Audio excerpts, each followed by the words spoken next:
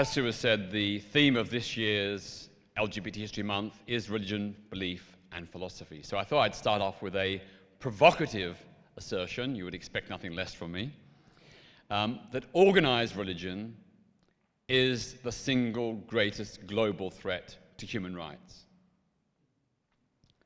I say organized religion to differentiate from individual people of faith. What I'm talking about is the institutions, the hierarchies, the leaderships of most faith organizations around the world. As Sue has said, this is not a one-sided, single, negative picture. There are many people of faith who are in our own communities and who are our allies, and we welcome, embrace, and thank them. But taking an overview of organized religion, when it comes to the rights of LGBT people and women, it is organized religion that is leading the fight against our equal rights. In Saudi Arabia, closer to home in Northern Ireland, in Brunei, Iran, Nigeria, Syria, and Israel, there are fundamentalist believers who are organizing to deny our basic human rights.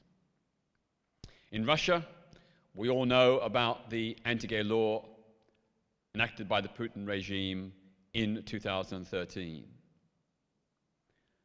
Not everyone realizes that that initiative was pushed by the Russian Orthodox Church. The Russian Orthodox Church is in alliance with the Putin dictatorship. There's a deal going on. Putin supports the Russian Orthodox Church, and in return, the Russian Orthodox Church supports the regime. Supports a regime which is not just persecutory towards LGBT people, but also to political oppositionists, minority nationalities, labor and trade union activists, and many, many others. In Uganda, we know it is the Church of Uganda, as well as the Catholic Church and Muslim leaders, who have been driving the push for new anti-gay legislation. And the horrendous Anti-Homosexuality Act, which in its initial draft provided for the death penalty for repeat same-sex offenders. That legislation was endorsed by many people in the hierarchy of the Church of Uganda, which is part of the global Anglican Communion. In the United States, it is right-wing Protestant evangelicals who fought tooth and nail against same-sex marriage, against employment protection legislation, and many other initiatives to support and protect LGBT communities. But, as I said, we also have many faith allies. Here in Britain, we have the Bishop of Buckingham, Alan Wilson, who has stuck his neck out in contradiction to the hostility we often experience from the Anglican hierarchy to defend our communities and our right to equality.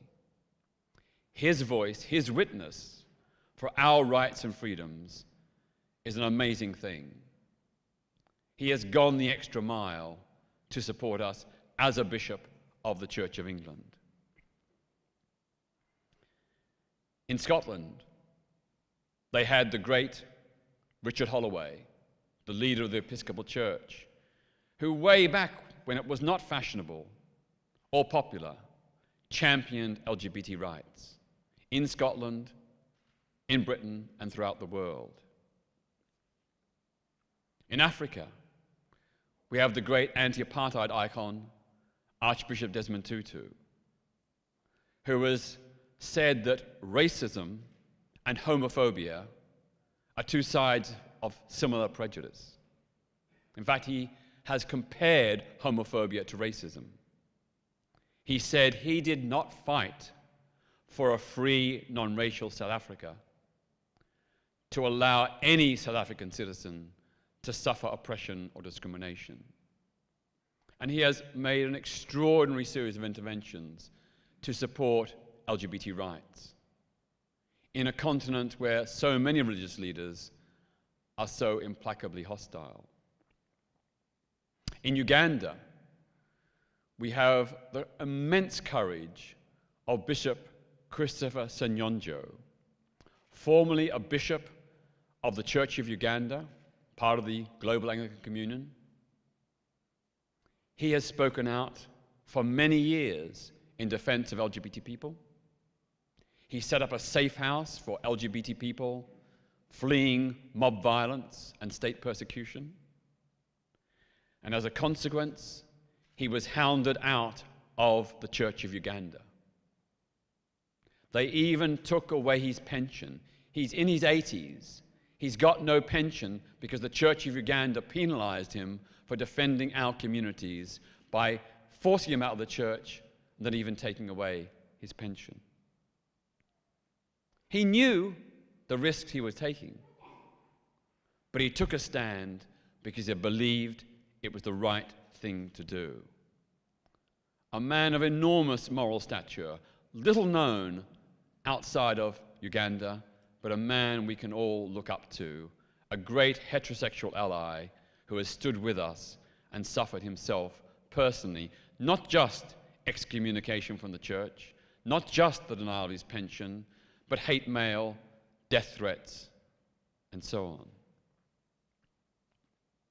Then, of course, we have within our own LGBT community people of faith who are struggling bravely and courageously against their religious leaderships.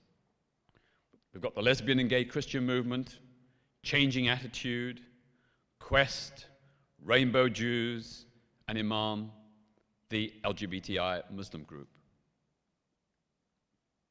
They are challenging homophobia, biphobia, and transphobia in ways that hark back to how the rest of us had to fight 40 or 50 years ago.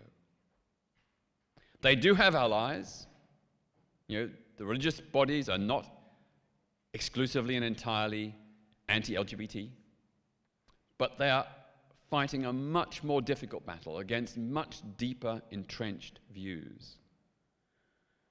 And that does take real courage. Now, I'm not anti-religious. I'm not pro-religious. I'm not anti-religious. Providing religion does not seek to deny other people human rights. So I respect the right of people to hold religious beliefs, even though I don't share them.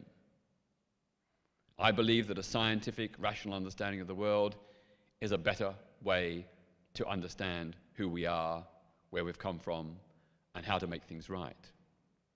But I will defend all people of faith who suffer persecution.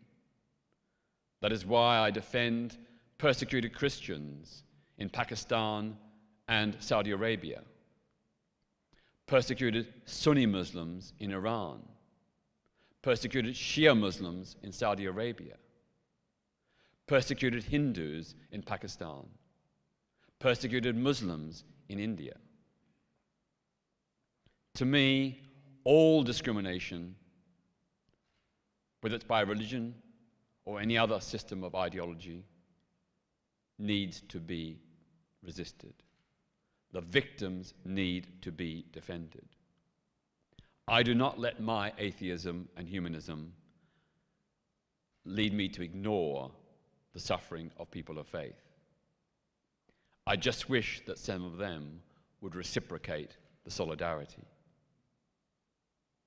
Some of you will know that last year, in response to appeals from LGBT Muslims, my foundation organized, and is still organizing, an LGBT Muslim solidarity campaign to try and build bridges between the LGBT and Muslim communities, to support LGBT Muslims, and to challenge homophobia within the Muslim community and anti-Muslim prejudice in the LGBT community.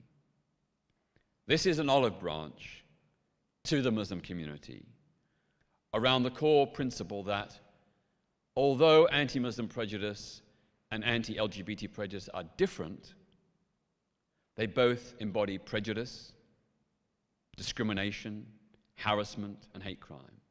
And that therefore, whatever our differences may be, we have a common interest in working together to challenge them. Now, that campaign was at the initiative of LGBT Muslim people.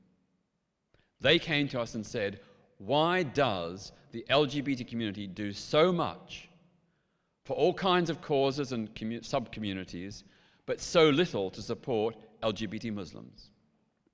And they told us stories of kids, young Muslim kids, being disowned by their parents and thrown out on the streets, being beaten up by their fathers and brothers and cousins, being targeted for honor killing. One young Muslim woman told me the story of how her brother was discovered to be gay. He was lured to Pakistan, ostensibly on a holiday, and when he got there, he was hacked to death with machetes because he had dishonored the family. And the worst thing she said was that she didn't feel able to testify publicly about this because she feared retribution. She feared they would kill her as well. She was straight, but she felt for what had happened to her brother. And over the years, I've heard many similar stories. So it does shock me that most LGBT organizations do not recognize where the sharp edge of homophobic persecution is in our society. I want to repeat, not all Muslims are anti-LGBT. We have some great allies. But there are still pockets where there is very severe persecution and where LGBT Muslims live in fear, at the least disownment by their families and expulsion from their mosque, but at the worst, actual physical violence. I remember during the age of consent protests in the late 1990s, outside Parliament, a young Muslim guy, about 20, came along and spoke very eloquently. We gave him the microphone. He spoke really eloquently for an equal age of consent. It was broadcast on national TV. 2 days later, a posse of relatives broke into his house, kidnapped him, held him prisoner in a basement. He was tied to a chair, blindfolded, burned with cigarettes, until he gave a really convincing promise that he would give up being gay and that he would get married. Now, my question is not why we are doing this campaign, but why so many LGBTI organizations don't. It's not just the Muslim community, within the Anglican Church. We saw only weeks ago at Canterbury, where the Anglican primates rallied and decided to suspend the Episcopal Church in the United States because it defends equal rights for LGBT people. The Anglican Communion, headed by our Archbishop of Canterbury, sided with the bigots against our allies. They sat there with people from Anglican churches around the world who are leading the fight to persecute our community, and instead of rebuking them, they expelled Episcopalians from the United States who stood with us in our struggle for freedom and equality. So I just ask in my final moment that we recognize that organized religion is still a problem. Less so in our country, but still very severely in many countries around the world. And not just for our community, but also very importantly for women. The attack on women's reproductive rights, the right to equal pay and equal treatment, the right to have access to jobs based on gender is a global shame. Gender apartheid and segregation is a global problem. It's allied and related to sexual orientation and gender identity persecution. And we need to work together, particularly with women's movements, to challenge the patriarchy, the sexism, the heterosexism,